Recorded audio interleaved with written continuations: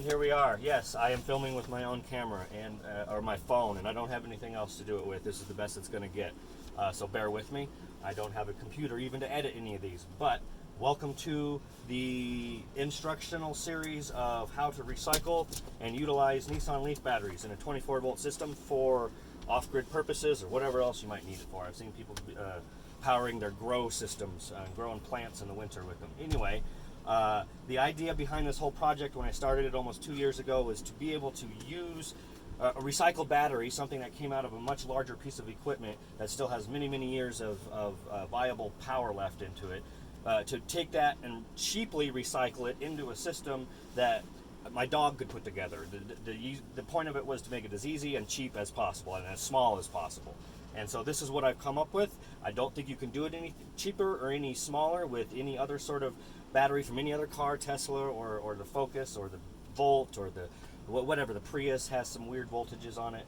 All the electric vehicles out there, they have different packs of sizes or sizes of packs, excuse me, and the packs are made up of individual modules, and then the modules themselves are made up of individual cells. Like there's 2 cells inside of this one module.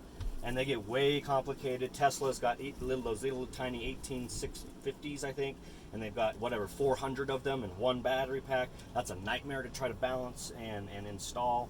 These things are 450 watt hours. That's after the used capacity. Well, let me explain that. New at the factory, before they ever put them in a car, they would have been 66 amp hours at 8.3 volts. Obviously, we're not buying them brand new, and they come out of different cars that have been driven for different amount of miles, and you don't really know exactly what the used capacity is going to be in a situation like this.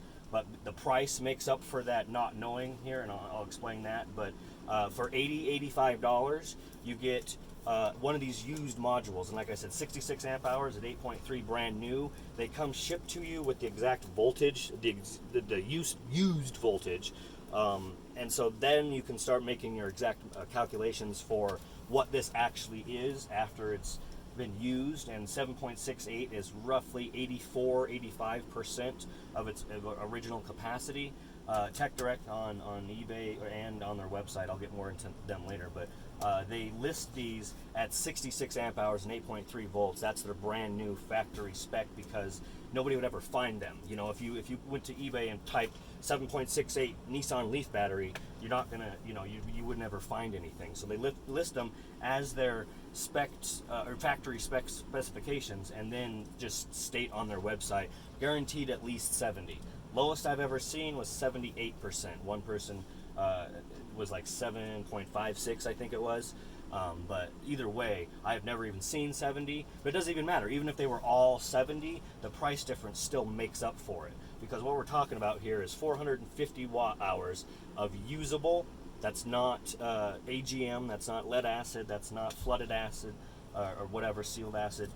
You can use 90% of these, not 50 like all the other type of batteries. So when I say there's 450 usable watt hours, that means you can literally use 430, 420 of them or whatever, instead of the 50. So back to the 8.3 voltage and how to make that simple enough that anybody can figure it out and put it together and stick it into a solar system is, you obviously can't buy a 8-volt inverter. You're not going to be able to find a 16-volt inverter if you put 2 of these together. So we put 3 of them. 8, 8, and 8 is 24 volts. The market's more than saturated with all kinds of brands and shapes and sizes of 24-volt inverters. So that was just icing on the cake. So then all we got to do is take 3 of these at $80 a piece. We're $240 for 1.3 kilowatts. That's 1,300 usable watt hours of lithium ion for $240, and they weigh less than 1 of the comparable capacity of any other kind of. I don't have any AGM or whatever, but I'm pointing at this one because it's one of my chassis batteries. This thing weighs, well, you're not going to be able to see the scale, but it's 38.5 pounds.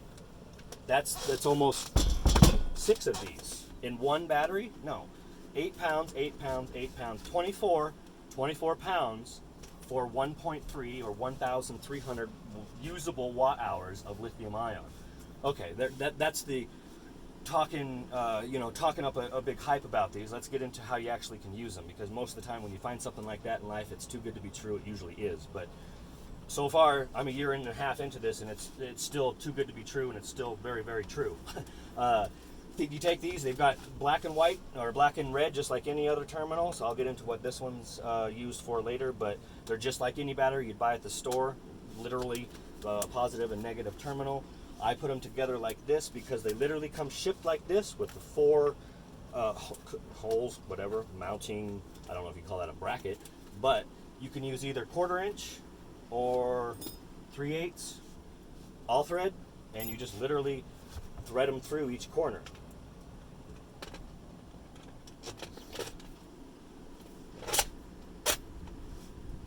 And that's literally it. You can add as many as you want. You know, if you get too big of a line, they get kind of heavy and hard to maneuver around. But you would, you know, just put 4, 4, 4. We'll use the 3/8 here to show that you can use a different kind of. The 3/8 is just a little bit more of a tight fit.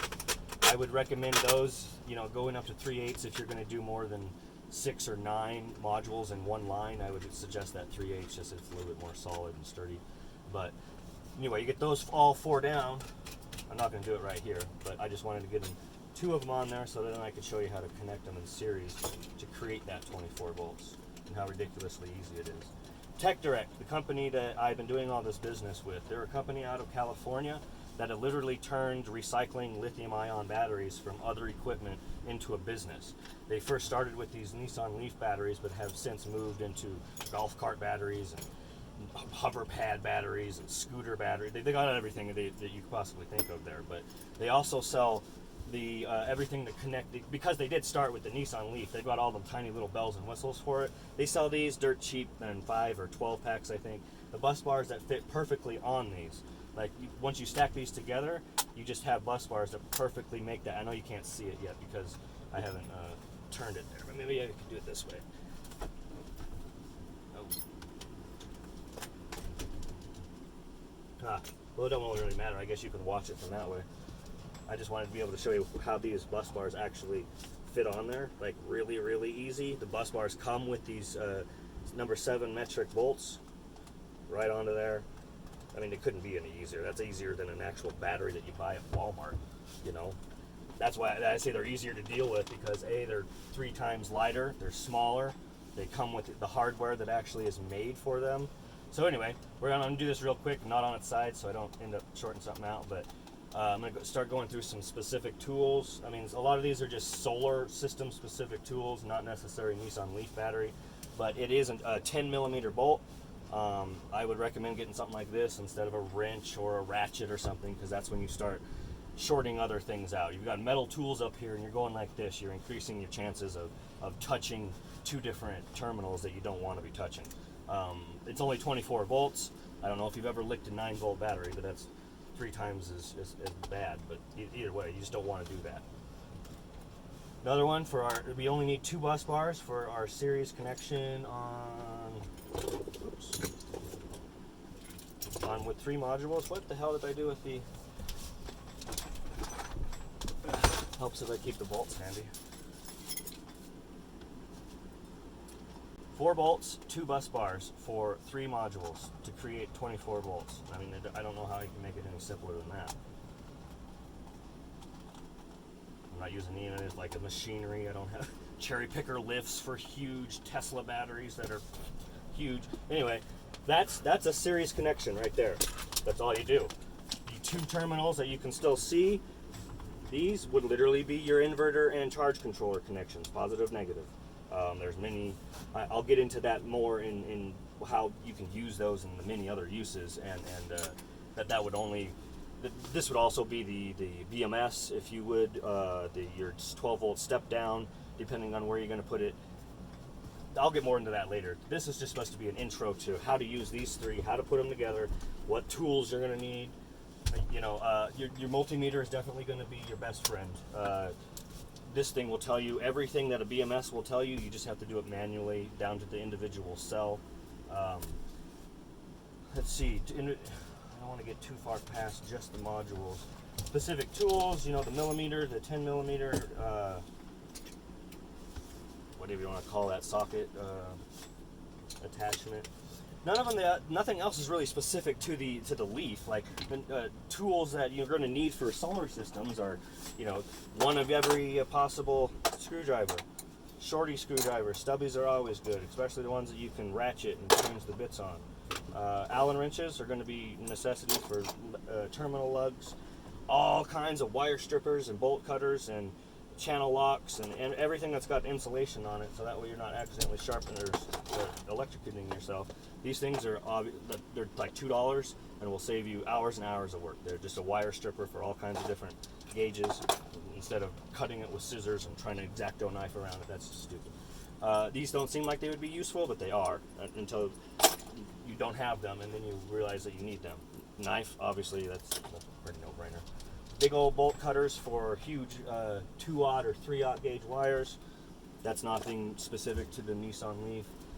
Cable management's always important, not specific to the Leaf though. Really the only specific things are those connections or the actual size of the socket. I mean, other than that, you're going to have all the other tools for any other kind of solar system that you're installing. One specific tool that I don't want to say invented, but the MC4 connectors have this really tight, like they've got these fin connections that go and they snap in. I don't know if you heard that or not, but they snap in and they're really tight. They're meant for that. But they have this tool that they'll charge you $30 for to get those apart because you either push it with your fingers or whatever. But the new ones, this one's kind of tore up because the dog got it. But anyways, this is the one I'm using for an example. Corn on the cob holder, right? Slightly modified, but it goes right in the same spot that $30 tool would, and then you can just pop it off with one hand. Anyway, I'm really proud of that, but you don't have to spend $30 on a tool to just get your MC4. So that's not specific to the Nissan Leaf. That's just specific to solar in general. That's about it. These things together, that's 24. Let's go over the specifications again. $240, 24 pounds, 1.3 kilowatts of usable lithium ion series together. Use it just like any other battery. 24 pounds, smaller, cheaper, lighter. That's about it. It's a pretty no-brainer when you come down to it. To buy 1.3 kilowatts of brand new lithium, Battleborn and a couple other out there right now are some of the more economical brands or whatever, and they still want $900 for 1 kilowatt. Not that's 900 amp hours or whatever they're advertising. It's just barely a kilowatt. So for 1/4 the price, you're actually getting more power. You're getting 300 watt hours more. So what my goal here is to point out that it does sound scary when you start saying, oh, I'm going to rip batteries out of an electric vehicle and turn it into a solar system. That's not something that the average solar consumer wants to do or take on. But if you're already going to be making an off-grid solar system, these are no harder, and they're certainly much easier on your checkbook. Buy more batteries. If you don't think you're going to have whatever your worry about using something like this used or whatever, you're not going to get a 10-year warranty on them. But if you want to get into the specifics of that, Nissan Leaf put a 10-year 10-year lifespan on these things new when they put them in a car. Nissan said they'll last 10 years in normal driving conditions in our car. So what does that mean? If I take those out of a car 5 years into that 10 years and start using them in my piddly dink little solar system that can't anywhere come close to what that car was designed to do, what does that 10 years turn into? 30, 40, 50? These things were designed to pull up to a supercharged, fast charge station and take 480 volts all at once. On the other end of that spectrum, they were also designed to be rapidly discharged in normal everyday driving conditions. Over and over and over again, they were engineered to do that. You don't just take a car from 0 to 60 without a bunch of juice, and so those things, those numbers are well beyond and above anything that we could even possibly think about putting on this. I mean, there's no way that I could ever, 480 volts coming from my solar, Jesus, I don't have enough room up there. I need 6 buses to do that. And to discharge them and put the loads on that the car does, flooring it, merging on freeway traffic, what's that going to compare to? My air conditioner, my cooktop that's 1,000 watts, it's nowhere close. You know, so that 10 years turns into decades and decades longer. So let's list off the cheaper, smaller, easier to work with, more powerful, will last longer, and you're recycling one of the nastiest chemicals that we have found to extract from our planet and not contributing to the harvest of more. There's really no reason. Availability seems to be a concern, and people are like, well, this might just be a fad and they're going to run out of them.